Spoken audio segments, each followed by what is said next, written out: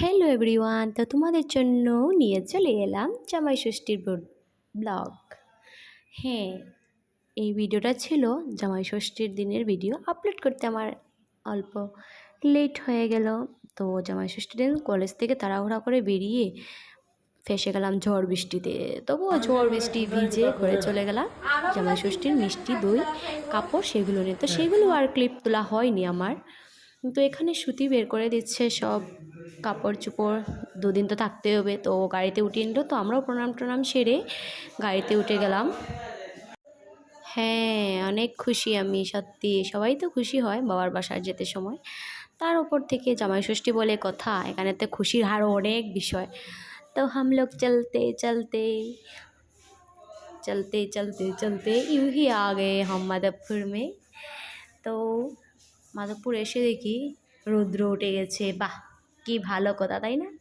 তো এখানে এসে দেখি আমার বোন ওর ছেলে মেয়েকে দিচ্ছে ষষ্ঠী।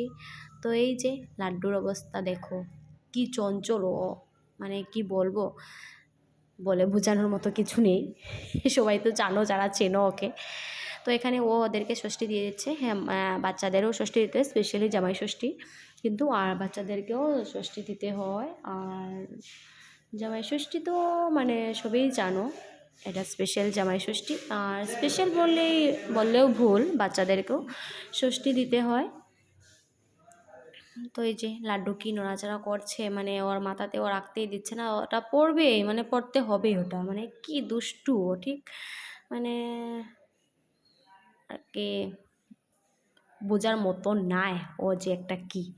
তো এখানে এসে দেখি মা সকালবেলা ষষ্ঠী পুজো করেছেন ঘরে। তো ষষ্ঠী পুজো করতে হয়, তো তো এখানে ষষ্ঠী পুজো শেষ করার পরই মন দিয়েছিল ওদেরকে। আর এখানে আমিও তার আসার পর শাড়ি টাড়ি পরে ওদেরকে দিয়ে দিচ্ছি। ওদেরকে কিন্তু আমি আগে থেকেই ষষ্ঠী দিই। যখন দিদির মেয়ে প্রথম ছিল, একা ছিল, তখন থেকেই আমি ওকে দিই ষষ্ঠী। আর এখন তো লাড্ডুকেও দিই, ওদেরকে আমিও দিই ষষ্ঠী। আমার বিয়ের আগে থেকেই আমি, মানে যখন থেকে ওদেরকে ষষ্ঠী দেওয়া হচ্ছিল তখন থেকেই কিন্তু আমিও দিই ওদেরকে ষষ্ঠী। তো ষষ্ঠী দিয়ে ওদেরকে ছোট্টখাটো গিফট দিয়ে দিলাম দুজনকে। তো গিফট তো দিতেই হবে, না দিলে তো ওদের আবার হবে না।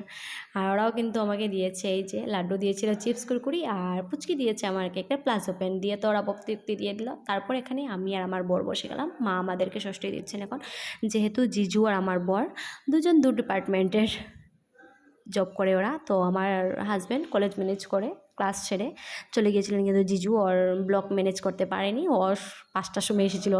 তাই আমরা, মানে আমাদেরকে মা দিয়ে দিয়েছিলেন, কারণ মাও উপবাস ছিলেন আর আমরাও উপবাস ছিলাম। তো ভাবলাম যে আমরা নিয়ে নিই, তারপর আমরা তো খেতে পারবো।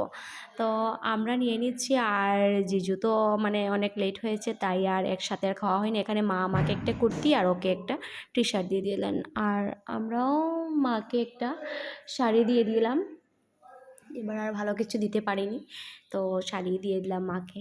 তো মা বলেছিলেন যে লাগবে না কিছু, বললেই কি হয়, দিতে তো হবে না। তো মাকে শাড়ি দিয়েছি, মার শাড়িটা অনেক ভালো লেগেছে। তো এখানে পুচকিও ওকে খাইয়ে দিয়েছে, যে আমি দেবো বলেছিল, তো খাইয়ে দিচ্ছে। এখানে অনেক কিছু রান্না হয়েছিল। রান্না হয়েছিল রুই মাছ দিয়ে মুখি দিয়ে, আর ইলিশ মাছের তেলের বড়া ছিল, আর ছিল হলো ডাল দিয়ে মাছের মাথা দিয়ে, আর ছিল মাটন। মাটনটা কিন্তু অনেক টেস্ট হয়েছিল। সব কিছু রান্না অনেক টেস্ট হয়েছিল। আমাদের একজন কাকিমুনি রান্না করেছিলেন, অনেক ভালো রান্না করেন উনি, অনেক অনেক অনেক টেস্টি হয়েছিল। আর এখানে 5 জাতের ভাজা বড়া ছিল, যেহেতু আজকে জামাইদের জন্য স্পেশাল, আমাদের বউদের জন্য তো সব দিনই স্পেশাল।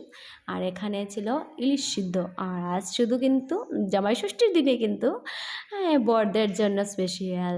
আর আমাদের বৌমাদের কোনো ষষ্ঠী লাগে না, সত্যি আমরা সব দিনেরই স্পেশাল। ওই যে কাকিমুনি উনি রান্না করেছিলেন, অনেক ভালো রান্না করেছিলেন। তারপর এখানে বর্দি সব কিছু রেডি করে আনলো, জামাইয়ের থাল ও সে মানে অনেক সুন্দর করে সাজিয়ে আনলো। সত্যি সুন্দর লাগছে, তাই না?